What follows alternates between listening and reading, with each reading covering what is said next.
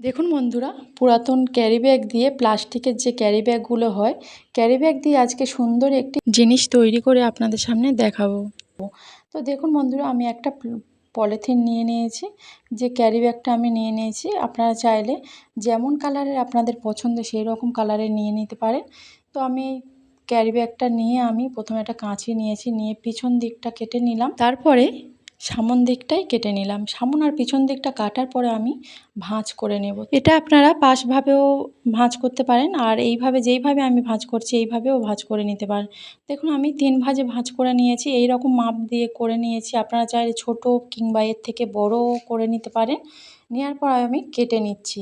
এইভাবে যদি আমরা করে নিই সময়টা একটু কম লাগবে, কেননা একটা একটা করে কাটতে তো অনেকটাই টাইম লেগে যাবে। দেখুন আমি এই দুবার কাটলাম, 4টে আমার দেখুন এইভাবে পলিথিনগুলো যে কাটা পড়েছে এটা বেরিয়ে গেছে।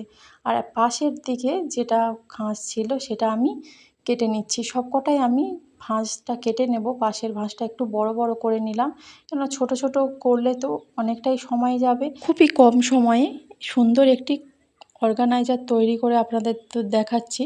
তো দেখুন যেইভাবে আমি করছি এই পদ্ধতি করলে কিন্তু আমাদের সময়টা অনেক কম লাগবে। আর পলিথিন ব্যাগের যে ভাঁজগুলো বেরিয়েছিল সবই সমান করে নিয়ে সবকটা একসঙ্গে নিয়ে ভাঁজ করে আবার মুড়িয়ে নিলাম। দেখুন বন্ধুরা, এইভাবে ভাঁজ করে নেওয়ার ফলে কিন্তু ছোট হয়ে গেছে।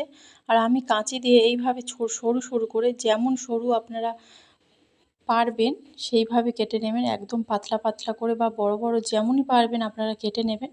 তো আমি কেটে নিচ্ছি পুরোটা, এইভাবে আমি কেটে নেব। দেখুন এইভাবে আমি পুরোটাই কেটে নেব একইভাবে।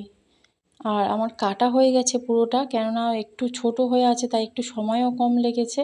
দেখুন এটা যদি এইভাবে যদি আমরা কাটতে যেতাম, এগুলো কিন্তু অনেকটাই টাইম লেগে যেত আমাদের একটা একটা করে কাটতে। তাই আমি একসঙ্গে অনেকগুলো করে নিয়ে একসঙ্গে কেটে আমি আগে থেকেই পলিথিন একটা একইভাবে কেটে নিয়েছি। তো পুরোটা দেখাতে গেলে অনেকটাই ভিডিওটা বড় হয়ে যাবে, তাই আমি পুরোটা দেখালাম না। নিয়ে আমি একটা লাঠি নিয়েছি। লাঠি মানে কি, একটা পাইপ আমি নিয়েছি, প্লাস্টিকের যে পাইপগুলো হয়। তো পাইপটা আমার কাছে ছিল তাই আমি পাইপটা নিয়েছি। আপনারা চাইলে লাঠিও নিতে পারেন, লাঠির মতো যে কোনো কিছু হলেই হবে, পাইপ বলুন বা লাঠি। তো দেখুন আমি নেওয়ার পরে যে পলিথিনগুলো কেটেছিলাম, ক্যারি ব্যাগটা কাটার পরে দেখুন এইভাবে কিন্তু আমি একটু 1 ইঞ্চি বাদ দিয়ে আমি এটা দেখুন এইভাবে লাগিয়ে নিচ্ছি পাইপটার মধ্যে। তো একটা ভাগ আমার লাগানো হয়ে গেছে। আর আমি নিয়ে নিয়েছি সেলো টেপ। সেলো টেপটা অবশ্যই লাগবে। আর আপনারা দড়ি বাঁধতে পারেন, দড়ি বাঁধলে কিন্তু তেমন হবে না টাইট। তো সেলো টেপটা আমার লাগানো হয়ে গেল। আর একটা এইভাবে আমি করে নেব। এটা প্রথমেই পিঙ্ক কালার দিলাম, তারপর আমি সাদা কালারটা নিয়েছি। তো সাদা পলি ব্যাগের যে কেটে নিয়েছিলাম সেটা নিয়ে আবারও আমি 1 ইঞ্চি বা হাফ ইঞ্চি যেমন ছেড়ে আপনারা বাঁধতেই পারেন। দেখুন আমি এইভাবে কিন্তু বেঁধে নিচ্ছি। এইভাবে আমি সবগুলো একসঙ্গে বেঁধে নেব। তো পুরো ভিডিওটা দেখতে থাকুন, কত সুন্দর একটা আমার ফুলঝাড়ু তৈরি হয়ে যায়।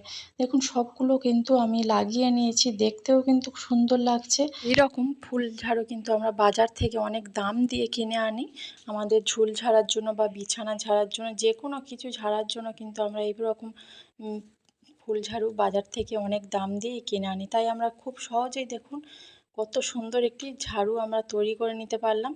দেখতেও সুন্দর লাগছে, কেউ বুঝতেও পারবে না যে এটা আমরা বাড়িতেই তৈরি করেছি। সবকটাই আমার একভাবে লাগানো হয়ে গেছে। লাগানোর পর আমি সেলো টেপ দিয়ে ভালো করে কিন্তু একটু টাইট করে বেঁধে দিচ্ছি। একটু বেশি সেলো টেপ দিয়ে একটু জড়িয়ে পেঁচিয়ে দিলে কিন্তু আমাদের এটা একদমই টাইট হয়ে যাবে। কোনো কিছুতেই কিন্তু আমরা এটা খুলতেও পারবো না, যেহেতু এর ভিতরে কিন্তু আমার সেলো টেপ লাগানো আছে। তাই দেখুন খুব সুন্দর একটি কিন্তু ফুলঝাড়ু তৈরি হয়ে গেল। ঝুলঝাড়ার ঝাড়ু আমরা এইভাবে কিন্তু বাড়িতেই তৈরি করে নিলাম। দেখুন আমার আলমারির পাশে পাশে কিন্তু ঝুলটা পড়েছে।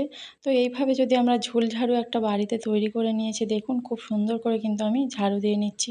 যে কোনো আসবাবপত্র বলুন, ফটো, টিভি সব কিন্তু আমরা এইভাবে ঝাড়ু দিয়ে নিতে পারবো। এটা দিয়ে পরিষ্কার করে নিতে পারবো, হাতও আমাদের পৌঁছে যাবে একটু যদি লাঠিটা বড় হয়ে থাকে। দেখুন আমার দেওয়ালে কিন্তু যেমন ঝুলও পড়েছে, ধুলোও ছিল, আমি খুব ভালো করে কিন্তু ঝেড়ে ফেলে দিচ্ছি।